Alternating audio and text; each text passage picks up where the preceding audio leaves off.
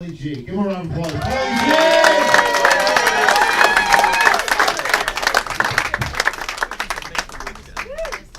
Just my luck, I get to come up here when everything's breaking. I'm gonna stand here, I'm gonna talk like this. Fuck you. Man, I'll tell you, what a good-looking crowd we got here tonight. You guys are hot. A couple of exceptions, but, you know, it's really, you're a good-looking group. I feel out of place already.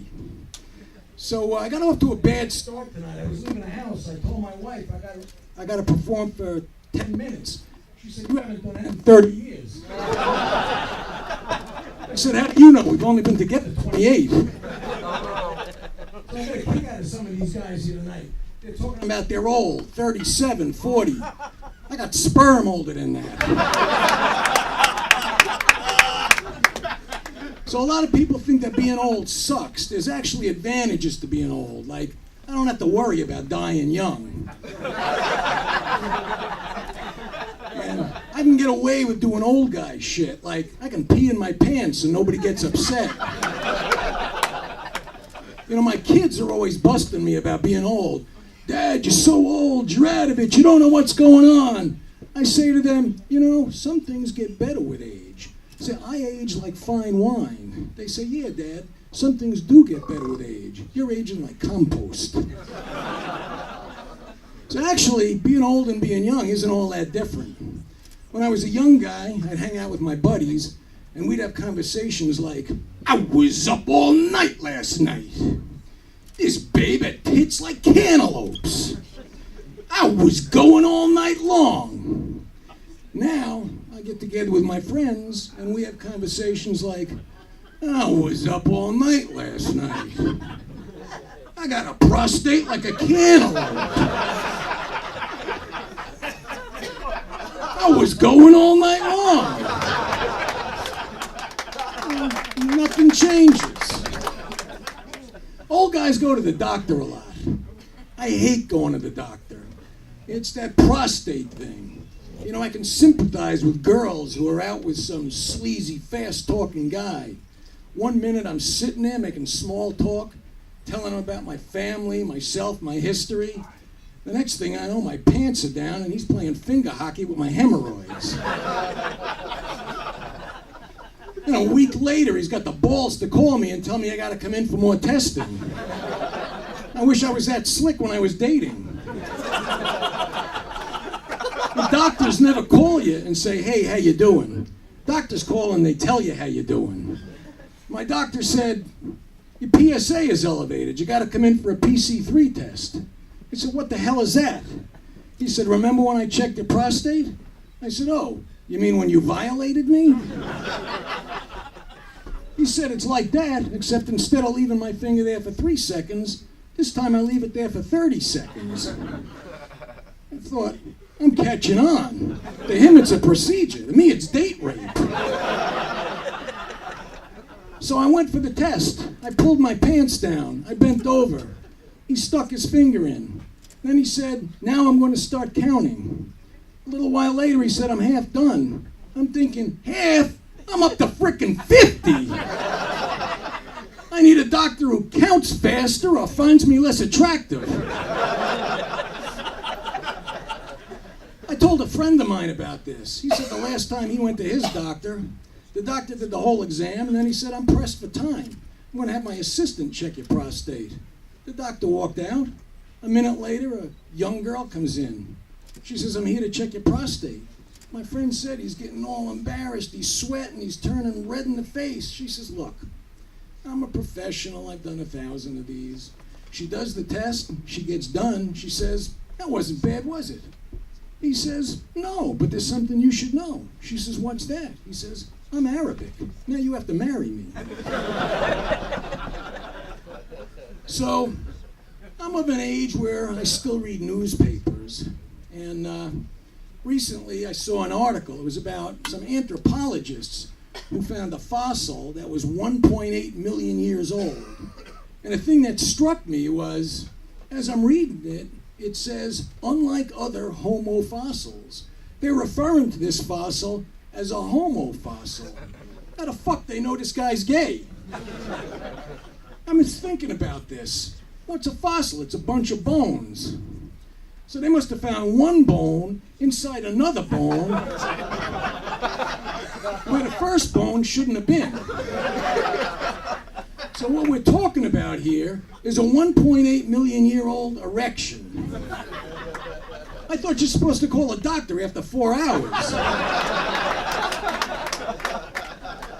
I've seen a lot of change in my life. I've seen a lot of technological change.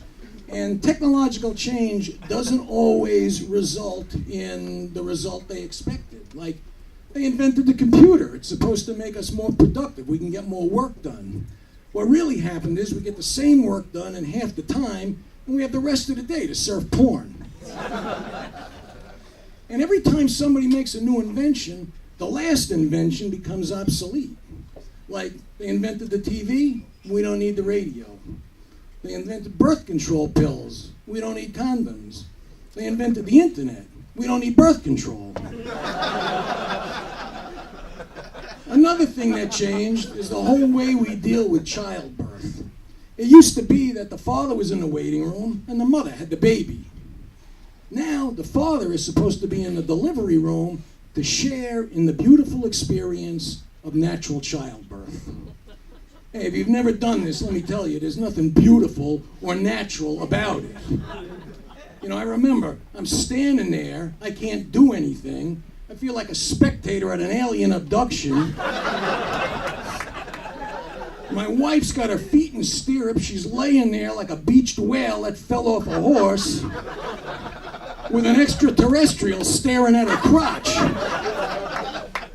I'm yelling, push, push. She's saying, fuck you, don't ever touch me again. And the doctor's pulling out some wet, wrinkly, reptilian-looking thing. I take one look at that, I say, if that's the result, don't worry, I'm not touching you anymore. So you may have noticed I wear glasses. That's not an old guy thing with me. I've been wearing them for a long time.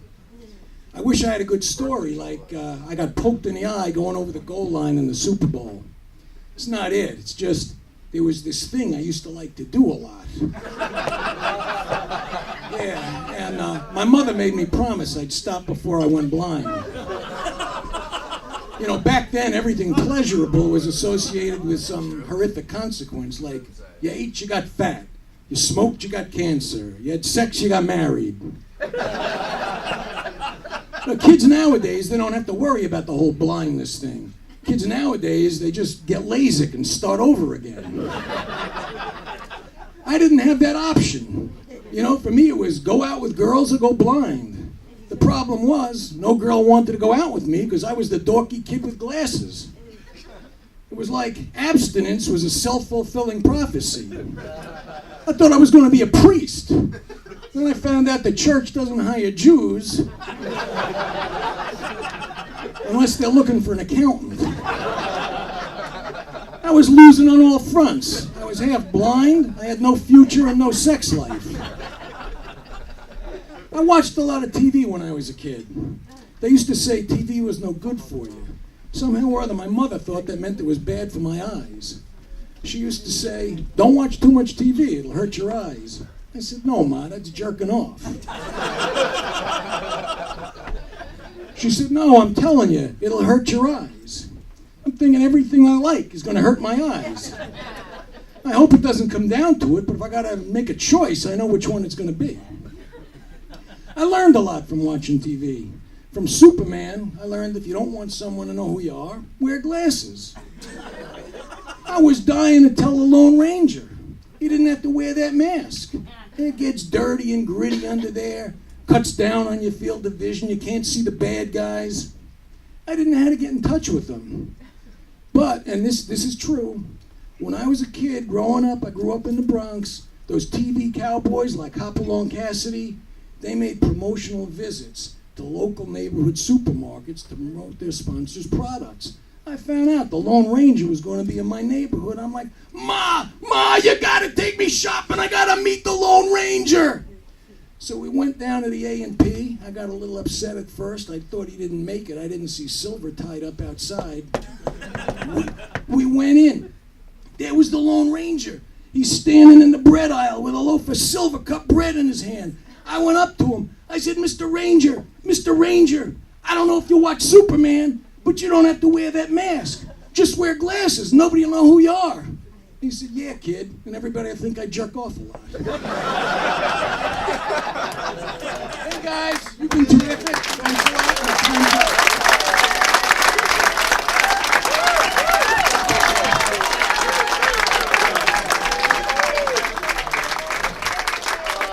That was great. Keep it going for him, everybody. Paulie G. Paulie.